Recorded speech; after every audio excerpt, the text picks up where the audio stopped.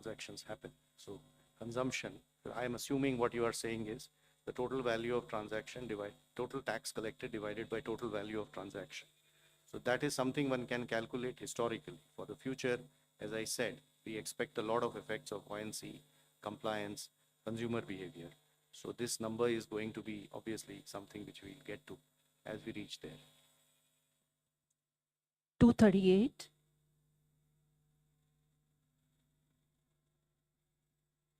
Anshul Magazine from Indian Express. Just a clarification on the tobacco part, because I believe when GST was rolled out, center had the powers to levy NCCD on tobacco. So how will it get levied on, say, something like pan masala? If you could elaborate that. And secondly, was there any decision regarding electric vehicles? Because that was also one of the proposals submitted by the GOM. See, on the pan masala, tobacco, and everything else, under the GST, till such a time the loan is repaid, as I said, the 28% plus the compensation cess will run. Once I clear the loan, they all come to 40%, and that's what is the GST.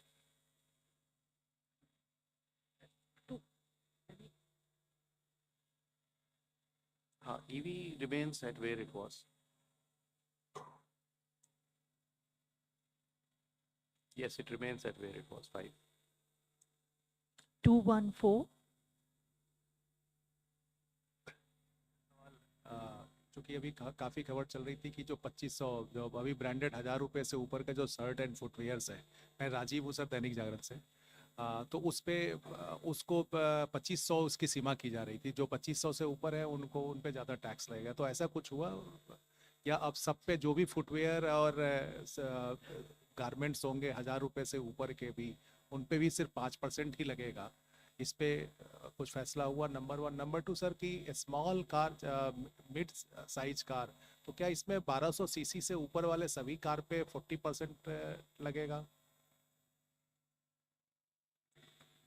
जहाँ तक footwear का सवाल है, आज के दिन 2 rates थे। 1000 रुपये से कम वालों के ऊपर 12% और 1000 रुपये से ऊपर वाले के ऊपर 18% लगता था।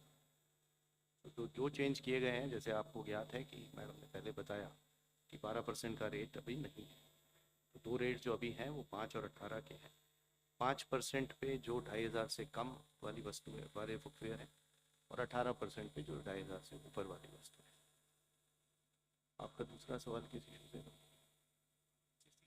हाँ, मैडम ने आपको बताया कि छोटी कारें जो हैं वो 18 पे होंगी और बाकी सारी कारें जो हैं वो 40 पे होंगी। डेफिनेशन तो आई थॉट वो तो department MHRD, ministry of road transport regulator का है। पेट्रोल की 1200 सीसी और डीजल की 1500 सीसी, और उसके साथ शायद लेंथ का भी एक लिमिटेशन होता है। तो जो उनका रेगुलेशंस के हिसाब से छोटी कारें हैं वो हमारी 18 पे रहेंगी। हम लोग अलग से कोई नया डेफिनेशन उसका नहीं बना रहे। 45. I had a related question on hotels and on air travel.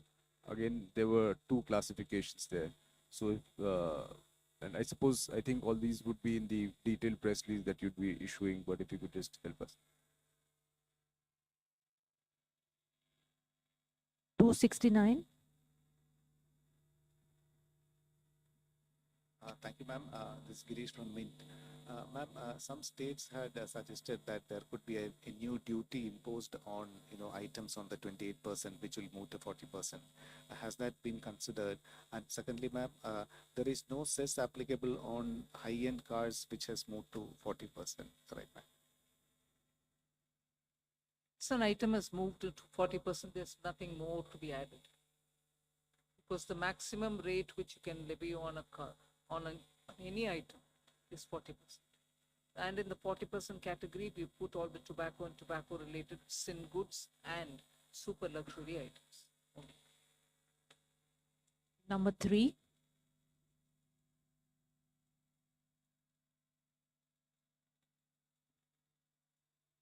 Hello, ma'am. This is Priyoshmita from Informist Media.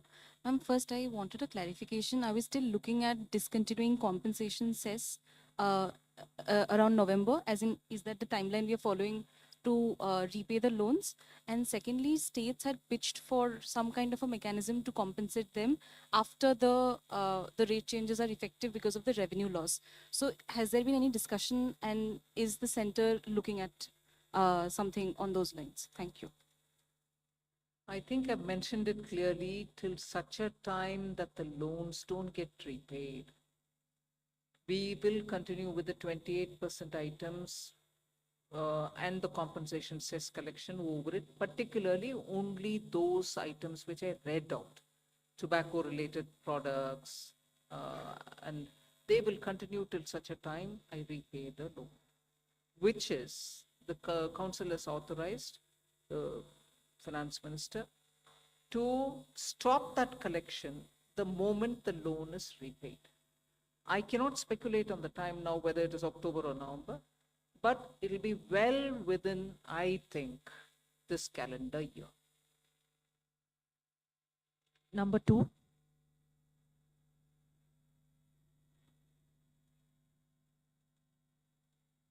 I think, first of all, I would like to request the media to look at the GST Council as where the center and the states are seated together. I mentioned this in the council also. The center may be a 1/3 partner, the states put together can be 2/3 partner. But we're all in it together. So anything that which is gained or lost is for everybody. It's not as though states have lost, the center's not gained. If all of us have lost, all of us have lost. And I don't think, and I'm glad that the Revenue Secretary had made this point in the council, it's a revenue instance. The incidence is what is the matter. It's not a static situation. Once the rates have come down, per the economic theory that you may want to quote, the buoyancy goes up. People come out to buy more. And therefore, this discussion has happened in today's council. And I have put this argument before, that the center and the states are seated equally. And any gain or any foregone, none of that is perceived, because when rates are coming down, we expect the market to be more buoyant, people to come out and spend more. However, all of us are sitting there together. Compensate for states' loss, even center is losing. If anything, center loses more in a way. Because 50-50, you divide from my 50, another 41 goes back to the states.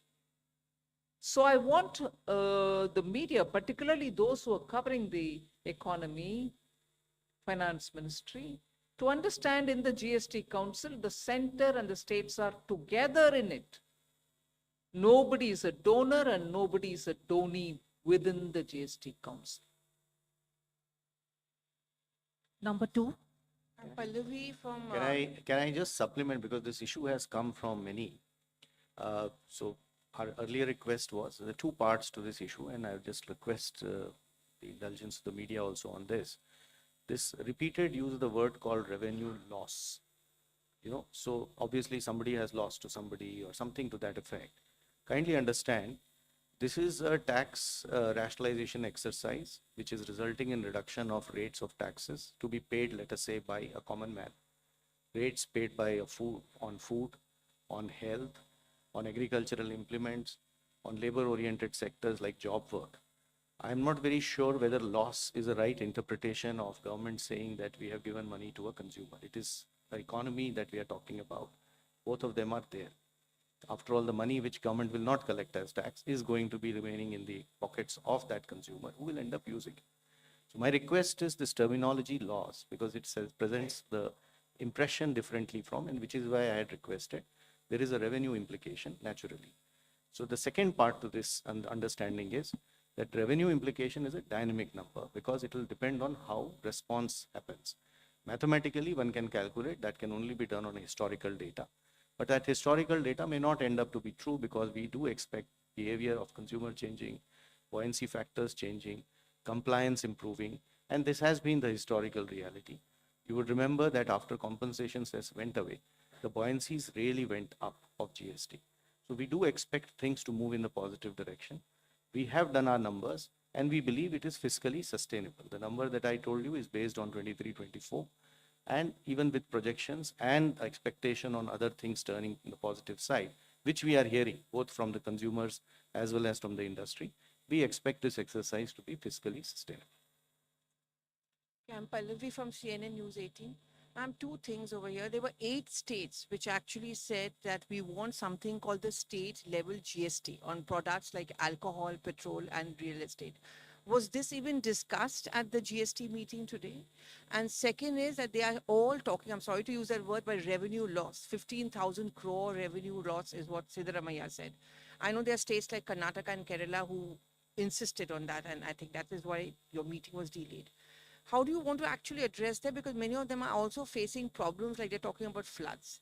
And finally, when you are talking about a GST restructuring, was the tariff turmoil with America an important consideration? The tariff turmoil is not a matter which influenced the GST reform, because we've been at it now for more than 1.5 years. Some group of ministers was working on rate rationalization. Some other group of minister a bit later was working on insurance, and so on. And compensation cess was a reality that it is going to end the moment you paid back the loan. None of this has anything to do with the tariffs. So, no, there's nothing to do with the tariffs at all. One. Second, you were talking about petrol, diesel, 8 states. None of that was subject of our discussion because that is not part of the GST Council at all. And the third, numbers are being thrown around. This much loss, that much loss. You've just heard the Revenue Secretary detail on the basis of 23-24 numbers. Am I right? 23-24 data, which is the last available for all the categories. And he stated what is the net amount that we'll have to be looking at. So there is nothing more. I'm not going to join forces to argue on, oh, somebody said this much, somebody else said that much. Our data is here, we put it, and that is coming out to all of you all as well in the press note. 237. Ma'am Tarun Sharma from Zee Business. Ma'am 2 सवाल हैं, एक clarity के लिए पूछना चाहूँगा, जो tax incidence है आपने कहा कि हाईएस्ट ब्रैकेट जो रहेगा वो 40% रहेगा, तो जो अभी तक सेस लगता था वो नहीं लगेगा, अब जो भी चीज़ें होंगी वो मैक्सिमम 40% पे होगी टबैको प्रोडक्ट्स को छोड़ के। और दूसरा सवाल मैम, जो अनमैन्ड एयरक्राफ्ट्स, एक ड्रोन के लिए भी एक एजेंडा था, क्या मैम उस पर भी कोई फैसला हो पाया? एक चीज़ मैम, एक क्लैरिटी